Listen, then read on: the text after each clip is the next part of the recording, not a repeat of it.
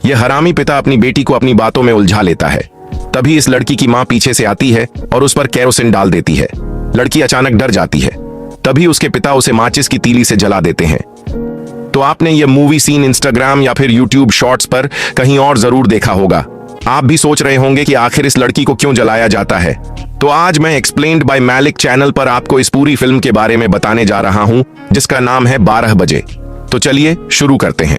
तो फिल्म के शुरुआती सीन में हमें दिखाया गया है कि एक आदमी अपने काम से घर लौट रहा है, लेकिन तभी उसे लगता है कि कोई उसका पीछा कर रहा है।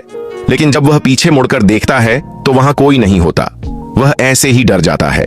जैसे ही वह चलना शुरू करता है, उसे फिर से लगता है कि कोई उसका पीछा कर रहा है। लेकिन जैसे ही वह पीछे मुड़कर देखता है तो वहां कोई नहीं होता। लेकिन अब वह बहुत डर जाता है और फिर वह अंधेरी गलियों से अपने घर की तरफ भागने लगता है। लेकिन तभी वह देखता है कि गली में उसके सामने एक औरत खड़ी है। वह महिला उसके पास जाती है और उस पर चाकू से वार कर देती है। अब हमें दिखाया जाता है कि शहर में कई लोगों की अजीबोगरीब तरीके से हत्या की जा रही है। पुलिस विभाग भी उस हत्यारे की तलाश में है, लेकिन उन्हें अभी तक कोई सुराग नहीं मिला है। लोगों का मानना है कि यह हत्या किसी साइको किलर ने की है। अगले सीन में हमें घर पर दिखाया गया है, जहां यह लड़की अचानक अपने बिस्तर से उठकर शीशे के सामने खड़ी हो जाती है। थोड़ी देर बाद वह फिर से सो जाती है। अब हमें दिखाया गया है कि 2 पुलिस वाले अपनी ड्यूटी खत्म करके घर जा रहे हैं, लेकिन तभी उन्हें भी लगता है कि कोई उनका पीछा कर रहा है। लेकिन जब उन्होंने भी देखा तो वहां कोई नहीं था। बड़ा अधिकारी वहीं रुकना चाहता था, लेकिन पीछे बैठा पुलिस अधिकारी कहता है, चलो सर। लेकिन फिर वह एक सुनसान जगह पर जाकर रुक जाता है। वह वहां एक बच्चे को देखता है और उसे अपने पास बुलाता है। जैसे ही एक पुलिस वाला उस बच्चे के पास जाता है, उस बच्चे ने अपने हाथ में कुछ छिपा रखा था। जैसे ही पुलिस वाला उसके पास आता है, वह उसके सिर पर वार करता है और उसे नीचे गिरा देता है। लेकिन तभी पीछे से कोई आता है और दूसरे पुलिस वाले को मार देता है। इस घर में दिन भर तो वही सास बहू लड़ती रहती हैं, लेकिन रात को उनकी बेटी उठकर शीशे के सामने खड़ी हो जाती है और फिर सो जाती है। घर वाले देखते हैं कि उन्हें कहीं से एक अजीब सी आवाज आ रही है। तभी उन्हें समझ में आता है कि आवाज सामने वाली अलमारी से आ रही है। जैसे ही वो दरवाजा खोलकर देखते हैं तो उनकी बेटी वहां बैठी हुई थी। उन्हें कुछ समझ में नहीं आता कि उसके साथ क्या हुआ। अगले दिन वही लड़की अपने बॉयफ्रेंड के साथ मस्ती करने तालाब पर जाती है। उसका बॉयफ्रेंड तालाब में आने की जिद करता है। पता नहीं उस बदतमीज के दिमाग में क्या चल रहा था। जैसे ही लड़की तालाब में जाती है, बहुत सारे हाथ उसकी तरफ बढ़ने लगते हैं, मानो वो उसे अपनी तरफ खींचने की कोशिश कर रहे हों।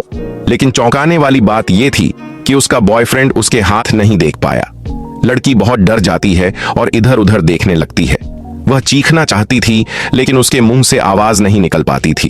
और अगर आप चाहते हैं कि आपके साथ ऐसा कभी ना हो तो वीडियो को लाइक करें, क्योंकि मैं तुम्हारी पसंदीदा फिल्म के बारे में बता रहा हूं। अब हर रात लड़की का यही ड्रामा होता था, लेकिन आज वह पागल हो गई है। अब लड़की के पिता को धीरे धीरे लगने लगा है कि उसकी बेटी में कुछ समस्या है, इसलिए वह उसे लेकर डॉक्टर के पास आता है। लेकिन डॉक्टर का ध्यान नर्स पर है।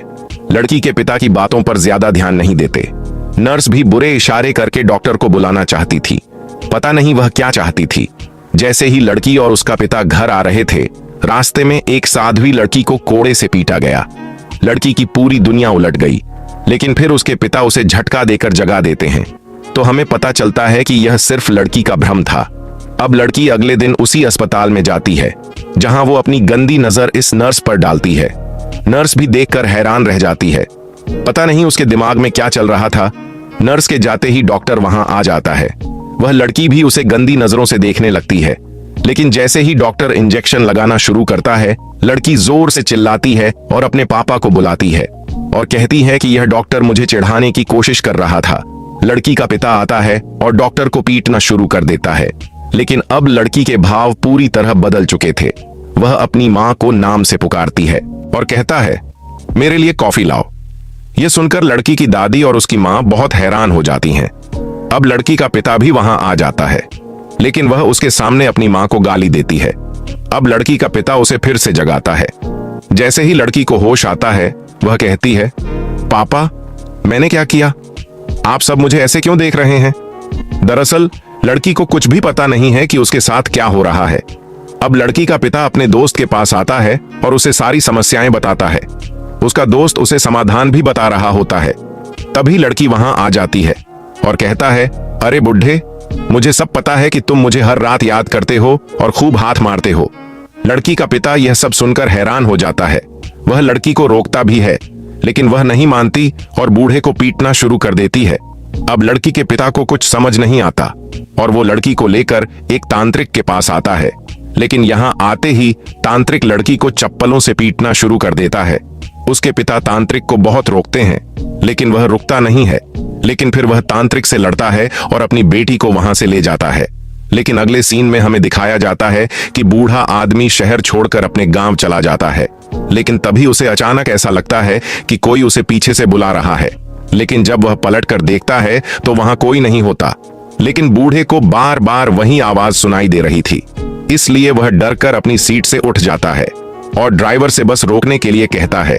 लेकिन जैसे ही वह पीछे मुड़कर देखता है तो सभी यात्री उसे अजीब निगाहों से देख रहे होते हैं और वे धीरे धीरे उसकी ओर बढ़ने लगते हैं।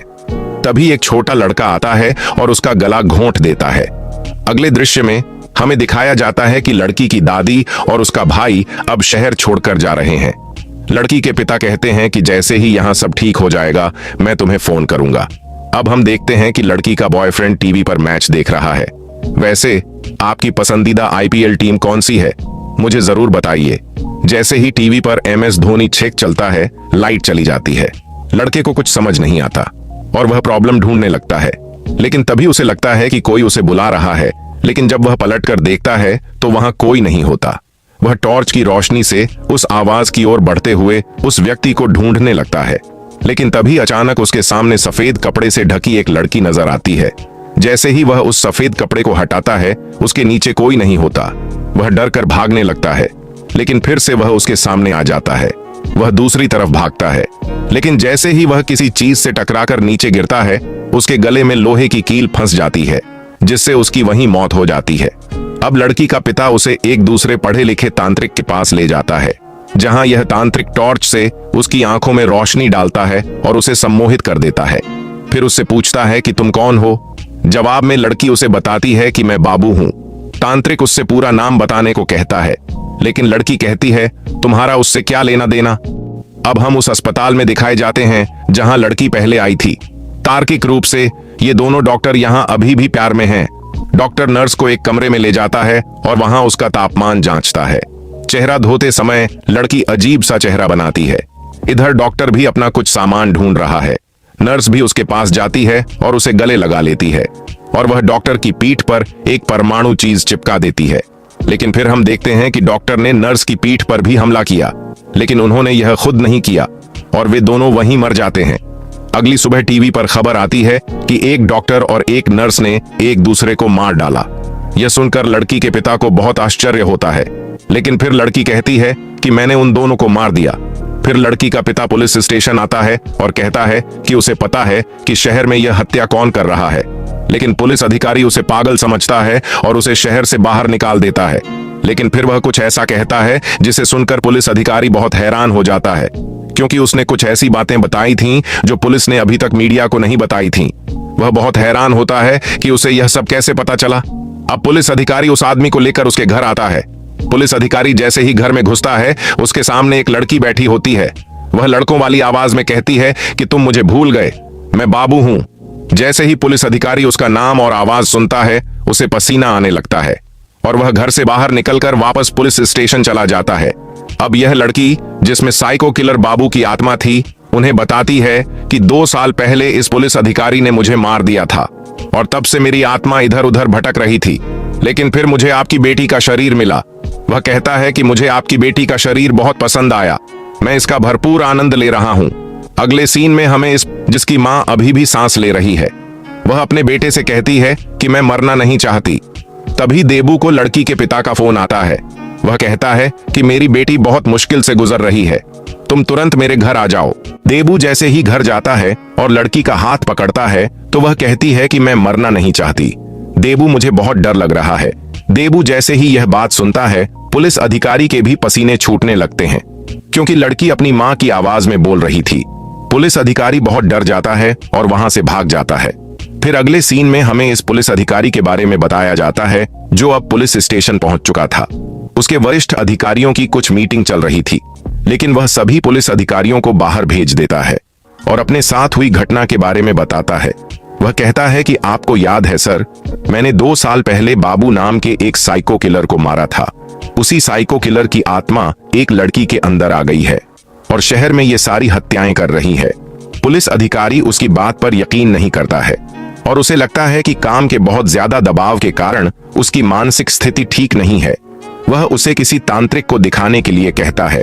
पुलिस अधिकारी के घर आते ही उसकी पत्नी उससे झगड़ने लगती है। दरअसल पुलिस अधिकारी का किसी दूसरी महिला के साथ संबंध था, लेकिन पुलिस अधिकारी उसे जवाब दिए बिना ही अपने साथ हुई घटना के बारे में बताने लगता है। उसकी पत्नी को लगता है कि उसका पति मामले को टालने की कोशिश कर रहा है।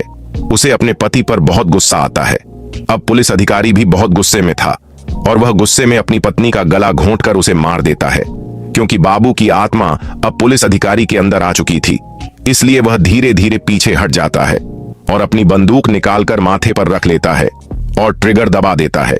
अगले सीन में हमें फिर से बड़े पुलिस अधिकारी को दिखाया जाता है जो उसी तांत्रिक के पास आया था। वो बताता है कि मेरा जूनियर पुलिस अधिकारी बहुत अजीब बातें कर रहा है। वो कह रहा है कि जिस साइको किलर की उसने 2 साल पहले हत्या की थी, उसकी आत्मा एक लड़की के अंदर आ गई है। यह सुनकर तांत्रिक को फिर से पसीना आने लगता है, लेकिन तभी पुलिस अधिकारी का फोन आता है। फोन कटते ही वह तांत्रिक से कहता है कि जिस पुलिस अधिकारी से तुम बात कर रहे थे, उसने अपनी पत्नी की हत्या कर दी है और आत्महत्या कर ली है। ऐसा कैसे हो सकता है देबू? अब तांत्रिक और पुलिस अधिकारी उसी लड़की के घर आते हैं। वह लड़की पुलिस कमिश्नर से ऐसी बातें कहती है कि पुलिस अधिकारी पागल हो जाता है। वह यह भी कहती है कि शहर में सारे मर्डर मैं ही कर रही हूं और अब तुम मेरा कुछ नहीं कर सकते, क्योंकि अगर तुम मर गए तो तुम पुलिस अधिकारी को कैसे मारोगे, क्योंकि इसके लिए तुम्हें लड़की को मारना होगा। अब लड़की के माता पिता, पुलिस अधिकारी और तांत्रिक आते हैं। वे देसी तांत्रिक के पास आते हैं। यह तांत्रिक उन्हें कुछ ज्ञान भी देना शुरू करता है, लेकिन फिर अचानक उनके शरीर में अजीबोगरीब हरकतें होने लगती हैं। उसे देखकर ऐसा लग रहा था जैसे कोई उसे मारने की कोशिश कर रहा हो। उसका पूरा शरीर टेढ़ा हो गया था। सारे झूले देखकर उसके आसपास के सभी लोग डर जाते हैं, लेकिन तभी तांत्रिक का शरीर अचानक हवा में उड़ने लगता है और अचानक नीचे गिर जाता है और उसकी मौत हो जाती है। अब ये लोग गाड़ी में वापस आ रहे हैं। तभी देबू कहता है कि अब इससे छुटकारा पाने का एक ही रास्ता है। वह कहता है कि इसके लिए तुम्हारी बेटी गौरी को मारना पड़ेगा। यह सुनते ही लड़की का पिता क्रोधित हो जाता है और तांत्रिक को मारना शुरू कर देता है, लेकिन फिर वो उसे समझाते हुए कहता है कि हम जानते हैं कि वो तुम्हारी बेटी है, लेकिन अगर हमें उस साइको किलर से लोगों को बचाना है तो हमें तुम्हारी बेटी को मारना पड़ेगा, वरना भगवान जाने उसके अंदर की आत्मा कितने मासूम लोगों की जान ले लेगी और अब तुम्हारी बेटी का भी कोई भविष्य नहीं है, क्योंकि वो आत्मा उसे छोड़ने वाली नहीं है। इसलिए ये पिता अपने दिल पर पत्थर रखकर अपनी बेटी को मारने के लिए तैयार हो जाता है। घर आते ही लड़की के अंदर का भूत कहता है कि तुम आ गए। अपना काम करने के बाद मैंने देखा कि तुम उस तांत्रिक के पास गए थे, लेकिन दुर्भाग्य से मैंने उसे मार दिया। लेकिन लड़की की मां अब कमरे के पीछे चली गई थी। यहाँ यह लड़की भी अपने पिता से बात कर रही थी। इसका मतलब है कि उसके शरीर में आत्मा बात कर रही थी। वहां मां एक बाल्टी पानी खाली करती है और उसमें केरोसिन डालना शुरू करती है। जैसे ही केरोसिन डाला जाता है, वह दरवाजे के पास आकर खड़ी हो जाती है। अब सही मौके का फायदा उठाकर वह बाल्टी ले आती है और उस केरोसिन को लड़की पर डाल देती है। इससे पहले कि लड़की कुछ समझ पाती, उसके पिता माचिस जलाकर लड़की पर फेंक देते हैं और वे दोनों तुरंत घर से बाहर भाग जाते हैं और दरवाजा बंद कर लेते हैं। लड़की अंदर चिल्ला रही है, लेकिन तभी अचानक लड़की चिल्लाने लगती है कि पापा पापा मुझे बचा लो। पापा को लगता है कि उसने अपनी बेटी को जला दिया है, इसलिए वह वापस अंदर भागने लगता है, लेकिन तांत्रिक उसे पकड़ लेता है और कहता है, क्या तुम भूल गए हो? वह आत्मा किसी की भी आवाज में बोल सकती है और वह तुम्हें सिर्फ बेवकूफ बना रही है। और इसी के साथ यह फिल्म एक संदेश के साथ समाप्त होती है। तो दोस्तों, कृपया हमें कमेंट में बताएं कि आपको फिल्म का एक्सप्लेनेशन कैसा लगा और वीडियो को लाइक और सब्सक्राइब अवश्य करें।